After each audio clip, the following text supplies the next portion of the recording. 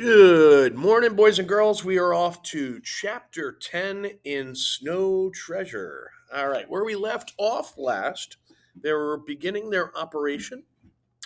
They were about to start bringing transporting the gold. So let's see where we go from here. All right, chapter 10.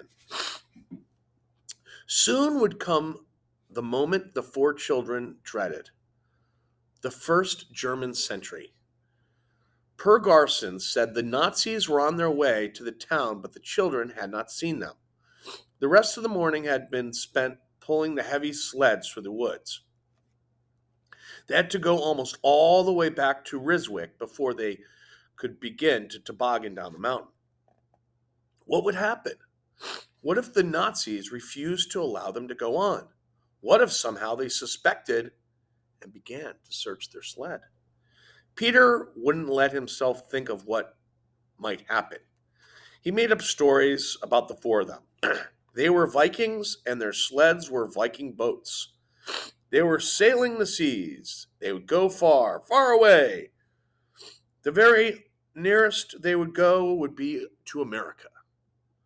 Peter, I'm hungry. Let's eat, Michael proposed when they were barely out of the woods. But Peter had wanted to get a start on the long ride down the mountain. When Michael repeated his request a little later, he agreed. It's an idea, he thought. It would postpone their first brush with the Sentinels. Girls, we eat, Michael yelled. They pulled up on a bank beside the road, their sleds in a cluster. They sat munching the dark bread, dried fish, cheese, and cold meat. Come on, Michael. Race you to the lookout. Peter wiped his mouth on the back of his mitten. The lookout was where Peter and Michael and Helga and Lovisa had seen Uncle Victor the day he had so strangely returned to Norway. But now, when the four companions reached that point, it was not to be the scene of a snow battle and all the fun that went with it. Instead, there was a solemnness and silence, and Lovisa's blue eyes were round with fright. The lookout today revealed an entirely different sight, and one to strike fear into the stoutest. A German freighter was at anchor in the fjord.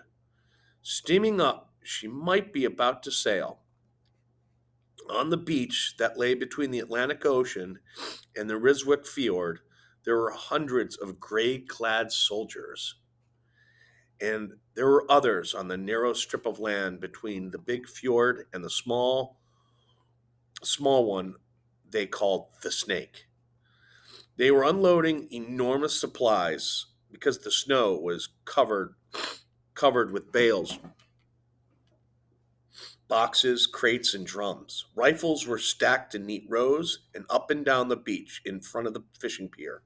Sentries were goose stepping while the companions worked. Whew! Peter drew off his cap to wipe his forehead. And now Lavisa was not the only one to be afraid. Fear looked on all their eyes. It was Helga who made them brave again. I'm not afraid of any goose step. She shook the curls that hung like sausages from under her hood. What's there to be afraid of? Come on, then. Peter straightened his shoulders. He drew his sled away from the others. Let's go. Look. Michael could not take his eyes off the beach. Soldiers marching right up our sled track. How will we get down? They turned back to the sight below. Michael was right. A company of men had started up the only road that led from the sea to the mountain. We could hide till they passed, Lavisa urged. Or go down over the rocks, Michael suggested. But what do we do with our sleds? We couldn't take them down that way, Peter replied. We'll have to meet them sometime, Helga said. Might as well be now as later. Right, Peter answered. Uncle Victor said they were to see us today on our sleds. If we sail right into them, they'll see us for sure. Come on, keep to the side and try not to spill any of them, for that'd be bad for us. He fell face down on his sled With a shove, he began the descent to the beach. The Germans were a long way off. The road made several turns in the miles between the lookout and the shore below, and only one from the lookout could any part of the road be seen. So there was no way to tell if the Germans would turn off before they met them. Maybe they're not coming all the way, Peter told himself. Maybe they'll turn aside. But when he rounded the slope's last bend, he had no such hope. Directly in front was a company of gray clad, goose stepping soldiers. Even on the glassy surface, their legs swung out straight as rods. So that's when they like march like this, boom, boom, boom, like that, in unison. Perfect unison. Peter had no way to stop himself, and now he found he was headed right into the middle of them. He let out a war whoop, a warning he was coming, but the Germans were directly in his path. He didn't see how he could avoid knocking them down like 10 pins. He was going to spill them, all right, try as he might not to. It was the worst possible thing he knew. Near at hand, these grim gray marching soldiers towered like giants to the boy on his sled. Down he flew, faster and faster. At 100 yards, he swerved toward the bank to avoid knocking down a whole row of men. A voice was barking command in German, and the company took 3 steps to the side and out of Peter's path. His swerve drove him into the bank and stopped him as he had not dared to hope. But he was already past the first of the troops. Only their quick side march had saved a collision. He raised his eye from the snow. He was looking into the smiling faces of a German infantry captain. I turn my men aside, he spoke in Norwegian. It is not right that we spoil your sledding. When I was a boy, I liked nothing better than sledding. That was kind of nice. The guy who would have expected that. Anyway, here is Peter going down there, the Germans as they're sledding down. Remember, there is gold in those sleds. All right, that is the end of chapter 10, but why don't we give chapter 11 a shot? What do you say, guys? All right, chapter 11. The blood rushed out of Peter's head. He was certainly dizzy. He closed his eyes. When he opened them again, he was looking up the slope at the heels of the last row of German goose steppers. Michael and the girls joined him on the bank. Well, what do you know about that? Michael was open-eyed with wonder. He turned his whole company aside, Lavisa found it equally hard to believe. Peter sat up. If he hadn't, I would have plowed right into him. I would have broken my sled and the bricks would have spilled. Maybe. The least that could have happened is that would have made him angry, Helga spoke thoughtfully. We've been lucky, I guess, Peter admitted. I told you was nothing to be afraid of, Helga shook her curls. When they turn out for you like that, they can't be so terrible. Come on, we've got to get to the snake. There were more German soldiers to pass before they could make the bend into the farther fjord they called the snake. To these they would likewise have to come close. Nearest were the sentries that patrolled between the stacked rifles and the road down from the mountains. The sleds would pass within a few feet of where they walked. If Uncle Victor wants them to see us today, he gets what he wants, Lavisa pointed out. They'd have to be blind to miss us. Uncle Victor didn't know it would be as bad as this, Peter grumbled. He didn't say they'd be marching on the road. Well, we got past them, didn't we? Come on, Peter. Let me go first, Helga begged. It would look even less suspicious if a girl went first. But Peter was head of the defense club, and it was for him to lead them wherever they were to go. No matter what would happen, he must go first. But he was still frightened enough to want Helga to take the lead.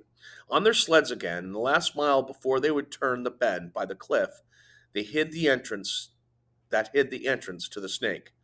The sentries were taking their stiff-kneed walks beside the rifles. The other Germans went on with their work of unloading the supplies.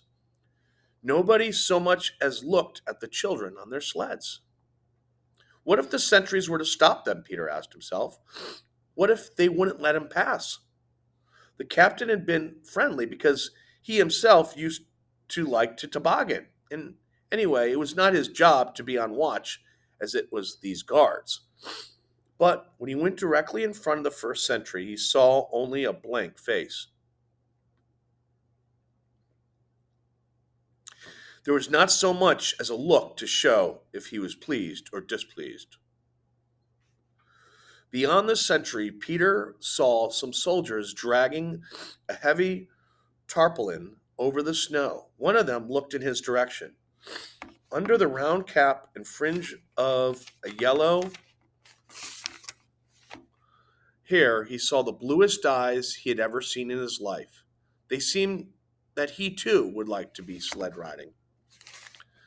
Another sentry was stepping up the line over the churned snow, and beyond him, another. Like the first one, they had only blank looks to give the children. None of them so much as lifted a finger to stop them. So they were going to be allowed to go on. Uncle Victor had been right when he said that no one would suspect boys and girls on their sleds.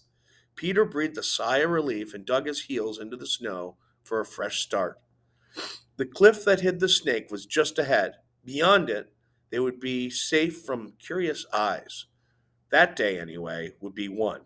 The sleds would have been dragged the rest of the way as the ground was level, but it wasn't far to go. After the cliff was passed, there only remained to find two fallen trees and to bury the gold and build the snowmen.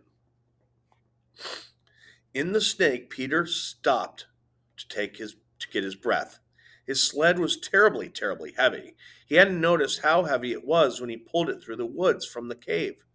Now it was a fearful load. The others were close on his heels. They too seemed tired. Even Helga crept along, dragging her crushing load of gold. But where's Uncle Victor's boat? Peter searched both sides of the stream with his eyes. There was no boat on the black water. The trees! Lovisa's eyes fell on a flat stretch that was closed in at 2 ends by the long ridges of snow. Here's one of them. She poked her arm at the elbow of the crusted white. Then she ran through the deep, untrodden stretch. And here, she called as the other. Remember, they wanted to put the snowmen in between these two trees that kind of stood out. The four of them began burrowing in the snow. 4 pits were made, and in each went the brown-covered bricks. Then 4 snowmen rose over the bricks. Each stood guard over a mound of gold worth more than 80,000 kroner, $20,000. So between the trees, $80,000 in gold bullion lay buried in the snow. We've done it, Peter exulted. We passed them, and they never guessed. Dumb, stupid things, Helga's lips curled in scorn. We did it. We did it, Lovisa thumped Helga on the back and then threw her arms around Peter.